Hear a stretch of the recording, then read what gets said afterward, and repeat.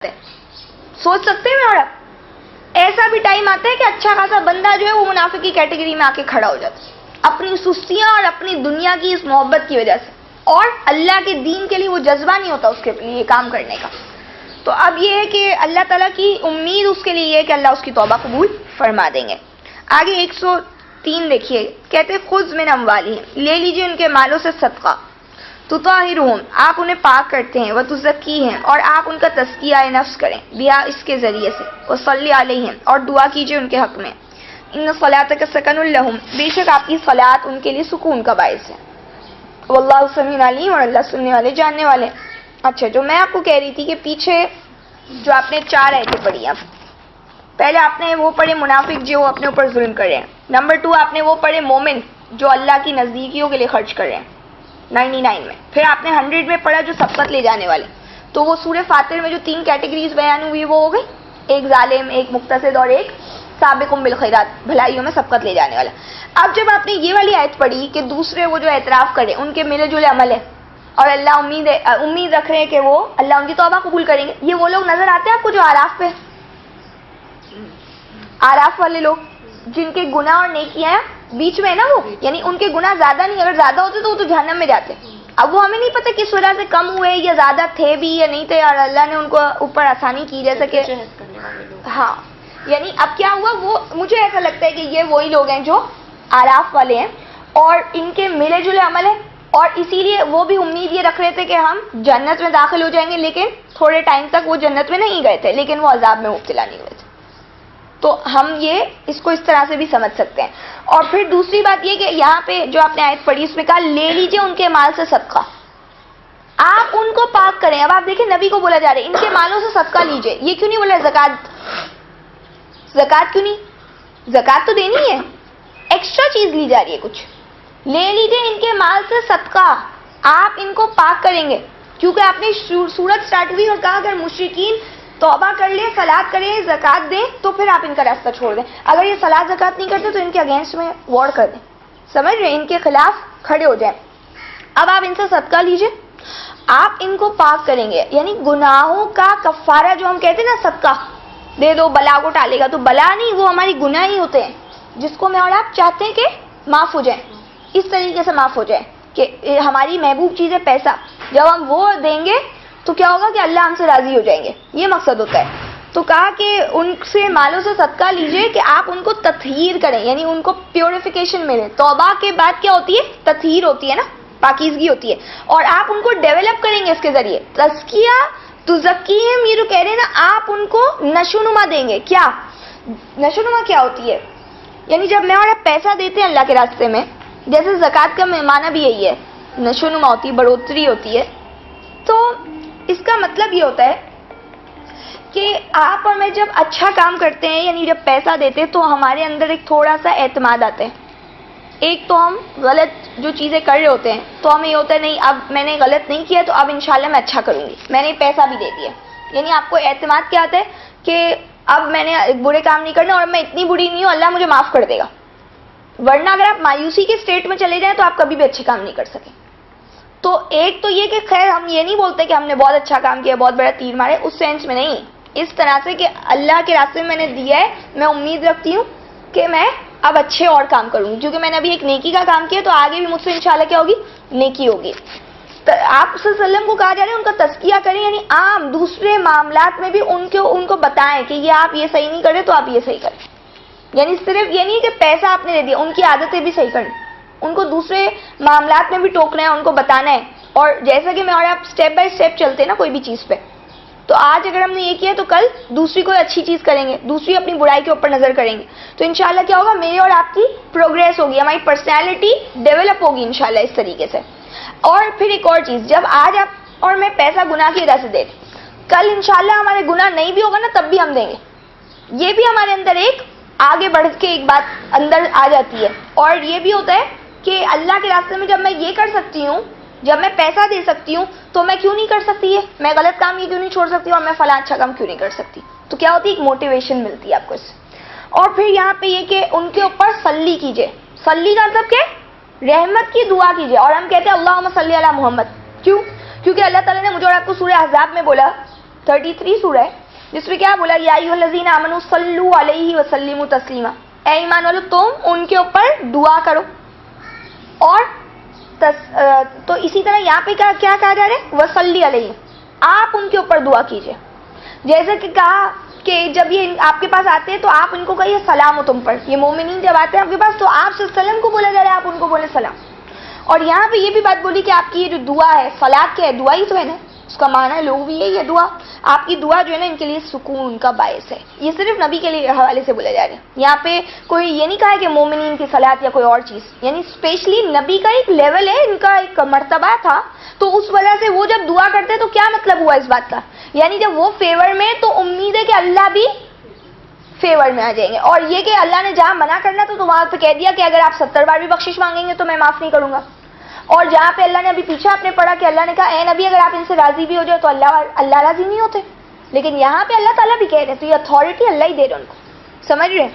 اور یعنی آپ کی دعا جو ہے ان کے لیے سکون کا باعث ہے, تو اللہ بھی اس کو اگری کر رہے ہیں, اور اللہ سننے والے جاننے والے, ویسے بھی یعنی اللہ تو ہر بات کو سن رہے ہیں. آیت نمبر 104, الم یعلموا, کیا وہ یہ نہیں جانتے, ان اللہ, کہ اللہ ہوا یقبل التوبۃ, وہ قبول فرماتے توبہ, عن عبادہ, اپنے بندوں کی, ویأخذ الصدقات, اور وہ لیتے ہیں صدقات, وان اللہ هو التواب الرحیم, یعنی وہ قبول کرتے صدقات کو, اور یہ کہ اللہ توبہ قبول کرنے والے, رحم فرمانے والے. اللہ فرماتے کہ انہیں یہ نہیں پتا اللہ ہی تو ہے جو اپنے بندے کی توبہ قبول کرتے ہیں, یعنی اگر اللہ نہیں کریں گے تو اب کون کرے گا. تو اگر آپ اللہ کے پاس پلٹ کے جاتے ہو تو کبھی بھی نا امید نہیں ہو, اللہ ہی تو ہے جو بندے کی توبہ قبول کرتے ہیں اور صدقات کو قبول کرتے ہیں. یعنی اس کے بعد جب میں اور آپ صدقہ دیتے ہیں کہ ہم سے غلطی ہوئی ہے تو اللہ کہتے ہیں پھر وہ بھی قبول کر لیتا ہوں, یہ کتنی بڑی بات ہے, ورنہ میں قبول نہ کروں اور تم کیا ہو, تم عذاب میں مبتلا ہو جاؤ. اور یہ کہ اللہ ویسے بھی کیا ہے, ان اللہ یحب التوابین, اللہ کو تو محبوب ہے توبہ کرنے والے. آگے آیت نمبر 105 میں دیکھیں, وَقُلْ اعْمَلُوا, اور کہا اور کہہ دیجئے عمل کرو تم, فَسَيَرَ اللَّهُ عَمَلَكُمْ, تو جلد اللہ دیکھیں گے تمہارے عمل کو, وَرَسُولُ, اور اس کا رسول, وَالْمُؤْمِنُونَ, اور مومن بھی, وَسَتُرَدُّونَ, اور تم پلٹائے جاؤ گے, إِلَىٰ عَالِمِ الْغَيْبِ, غیب کے جاننے والے کی طرف, وَالشَّهَادَةِ, اور ظاہر کے, فَيُنَبِّئُكُمْ, تو وہ تمہیں بتائیں گے, وہ اللہ تم کو بتائے گا, بِمَا كُنتُمْ تَعْمَلُونَ, اس کے ساتھ جو بھی تم کرتے تھے. اب کیا کہا, ان سے کہو اب تم عمل کرو, اب دیکھا جائے گا تمہارا عمل کیا ہے. ابھی یہ صدقہ دے کر یا توبہ کر کے ابھی اس وقت تو ساری چیزیں صحیح ہیں, لیکن اصل میں کیا ہے, تمہارا عمل دیکھا جائے گا. تم کو دیکھ رہے ہیں, تم کیا ہو, تم نظروں میں ہو سامنے, تمہارے ایکشنز کیا ہے, تمہاری ڈیڈز کیا ہے, تمہاری ورکنگ کیا ہے, تم کیا کرتے ہو, دیکھتے ہیں نا تمہیں.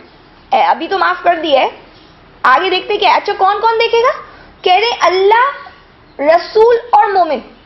یہ کن کو بولا جا رہا ہے خاص, وہ منافق جو توبہ کر رہے ہیں, وہ جنہوں نے پیچھے رہ گئے تھے اور ساتھ نہیں دیا تھا, یعنی اگر وہ بالکل پکے منافق نہیں تھے تو انہوں نے غلطی تو کر لی نا, اب انہوں نے معافی مانگی, تو اب جو اصل میں مومن ہے تو سب کو بول دیا اب ان پہ نظریں رکھو, دیکھتے ہم یہ کتنے سچے ہیں. اور پھر کیوں دیکھیں, سچے اور جھوٹ اگر نہیں علیحدہ ہوں گے نا تو ان کی وجہ سے یہ سارے مسئلے کھڑے ہوتے ہیں. اور اللہ کو کیا چاہیے, پاکیزہ لوگ چاہیے. آپ نے پڑھا پیچھے بھی, اللہ کیا چاہتے ہیں, تمیز کر دے پاک کی ناپاک کے ساتھ, الگ الگ کر دے. اللہ کو نہیں چاہیے برے لوگ, کوالٹی والے لوگ چاہیے. تو میں اور آپ اپنے آپ کو سوچیں کہ اللہ ہمیں پسند کرتے ہوں گے یا اللہ نہیں کرتے ہوں گے, سوچنا چاہیے ہمیں. اور پھر کیا بولا کہ تم پلٹائے جاؤ گے جاننے والے کی طرف جو غیب اور حاضر کو جانتے ہیں, اور اللہ تمہیں بتائیں گے جو بھی تم کرتے ہو. آیت نمبر 106, وآخرون, اور دوسرے, مرجعون, امید رکھتے ہیں وہ, لامر اللہ, اللہ کے حکم کی, اما یعذبہم, یا تو انہیں عذاب دے, واما یتوب علیہم, اور یا وہ ان کی توبہ قبول کرے, واللہ علیم حکیم, اور اللہ علم والے, حکمت والے. اب کیا کہا, اب پھر دوبارہ آخرون آ رہے. پیچھے آپ نے پڑھا 102 میں, 102 میں بھی دوسرے جو اعتراف کر رہے ہیں اپنے گناہوں کا, آخرون, دوسرے. یہاں پہ کہا دوسرے وہ امید رکھتے ہیں اللہ کے حکم کی, یا تو ان کو عذاب ملے گی یا توبہ, دونوں ایتوں میں کیا فرق ہے. یہ دوسرے جو ہے نا کہہ رہے امید ہے اللہ ان کی توبہ قبول کریں گے, پہلے یہ بولا تھا, یہاں پہ یہ بول رہے یا تو ان کو عذاب دیں یا ان کی توبہ قبول کریں گے. اللہ علم والے, حکمت والے. تو کہا کہ یہ, یا تو لوگوں نے کہا یہ دونوں آخرون وہ ایک ہی لوگ ہیں, یعنی دوسرے جو لوگ ہیں ان کے علاوہ جو منافقت پہ اڑے ہوئے نہیں ہیں, جو اپنے گناہوں کا اعتراف کر رہے ہیں, وہ امید رکھتے ہیں کہ یا تو اللہ ان کی توبہ قبول کریں گے یا ان پر عذاب دیں گے. اگر ہم دیکھتے ہیں کہ منافقین کی ایک جماعت کے حوالے سے اللہ نے اسی سورت کی 66 آیت ہے 9 کی 66 میں فرمایا کہ ان نعفو عن طائفۃ منکم، اگر ہم درگزر کر دیں گے نا ایک جماعت کو ان کی، تو نعذب طائفۃ بانہم کانوا مجرمین، ہاں ایک جماعت کو تو ضرور عذاب دیں گے کیونکہ وہ مجرم تھی. سمجھ رہے ہیں؟ یعنی ایک جماعت سے درگزر ہوگا لیکن ایک کو تو ضرور عذاب دوں گا میں. یعنی اس کے لیے تو بولا خاموش ہو جائیں، بات ہی نہ کریں ان کے حوالے سے. اور اسی لیے کہا کہ آپ ان کے لیے 70 بار بھی بخشش مانگیں گے تو اللہ نہیں معاف کریں گے. لیکن یہاں پہ کہہ رہے ہیں وہ امید رکھتے ہیں یا عذاب دیں گے یا توبہ قبول کریں گے. تو یہ وہ لوگ ہیں صحیح ہے جنہوں نے اعتراف کر لیا اور ان کے برے اچھے دونوں عمل تھے. اور ایک اور چیز جو ہے جیسا کہ آپ نے 74 میں بھی پڑھا تھا کہ اس میں لکھا ہوا تھا کہ اگر یہ توبہ کریں گے، انہوں نے انتقام نہیں لیا مگر یہ کہ اللہ اور اس کے رسول کو اللہ نے غنی کر دیا تھا تو ان کو برا لگ رہا تھا. یہ کہہ رہے تھے ہم بھی جائیں گے آپ کے ساتھ جنگ میں. تو اللہ کے رسول کو بولا کہ نہیں، آپ کہہ دو نہیں، تم پہلی بار نہیں گئے ہو، اب نہیں جاؤ گے تم ہمارے ساتھ. اللہ کہہ رہے ہیں اگر یہ توبہ کر لے تو ان کے لیے بہتر ہے. اور یہ وہ لوگ بھی تھے جو اللہ کے رسول کے مذاق بھی اڑا رہے تھے. آپ نے پیچھے پڑھا منافقین کر رہے تھے، مذاق اڑا رہے تھے اور اس پر کیا کہتے تھے نہیں ہم تو ایسے ہی کہہ رہے ہیں. تو کہا اللہ اور اس کا رسول ملے تمہیں مذاق کرنے کے لیے. تو یہاں پہ یہ پوائنٹ ہے کہ ان کو تو اللہ عذاب میں ہی مبتلا کر سکتے ہیں، ان میں سے کسی کو معاف بھی کر سکتے ہیں. یہاں پہ جو پوائنٹ ہے کہ ان کو بولا گیا ہے باقاعدہ کہ تم عذاب یا تو تم توبہ کر لو، تمہارے لیے وہی بہتر ہوگا. تو اگر وہ ایسا سمجھے کہ جیسے انہوں نے توبہ کر لی کچھ لوگوں نے، تو اس کے لیے بولا جا رہا ہے کہ یا تو اللہ اب ان کی توبہ قبول کریں یا ان پر عذاب کریں. عذاب یہ نہیں آئے گا ان کے اوپر. اچھا، اس کے علاوہ جو لوگ تھے وہ کون تھے؟ جو مومن پیچھے رہ گئے تھے. تو ان کے لیے اوپر والی یہ جو بات تھی کہ بھائی ان کے ملے جلے عمل ہے، اللہ ان کی توبہ کو قبول فرمائیں گے اور میں بھی ان کے اوپر بھی عذاب آ سکتا تھا. اچھا جی، آیت نمبر 107 والذین اتخذوا، اور وہ لوگ جنہوں نے بنایا مسجد ضرارا تکلیف پہنچانے کے لیے، وکفرا اور کفر کے لیے، وتفریقا اور فرقے ڈالنے کے لیے، بین المؤمنین مومنوں کے درمیان، وارصادا اور گھات کی جگہ، لمن حارب اللہ اس کے لیے جو اللہ کی مخالفت کرتے ہیں، ورسولہ اور اس کے رسول کی، من قبل پہلے سے، وَلَيَحْلِفُنَّ اور وہ ضرور قسمیں کھا کے کہیں گے، ان اردنا الا الحسنى ہم تو نہیں چاہتے تھے مگر اچھائی، واللہ یشہد انہم لکاذبون اور اللہ گواہی دیتے کہ بے شک وہ جھوٹے ہیں. کہتے ہیں کہ وہ لوگ جنہوں نے مسجد بنائی تکلیف پہنچانے کے لیے اور کفر کے لیے اور فرقہ بندی کے لیے مومنوں کے درمیان. دیکھیں یہ مسجد جو ہے نا یہ مومنوں کی نہیں ہوتی مسجد جس میں فرقہ بندی ہوتی. آج ہمارے یہاں مسجد کے باہر بورڈ لگا ہوا ہوتا ہے فلاں فرقے کی مسجد، دیوبندی کی بھی فلاں عقیدے والے اہل سنت جو ہے ان کی مسجد ہے، اہل حدیث غربا کی ہے، اہل حدیث شرفا کی ہے. ارے بھائی یہ کیا ہے؟ یہ آپ تفریقا بین المؤمنین کیوں کر رہے ہیں؟ آپ مومنوں کے درمیان فرقہ بندی کیوں کر رہے ہیں؟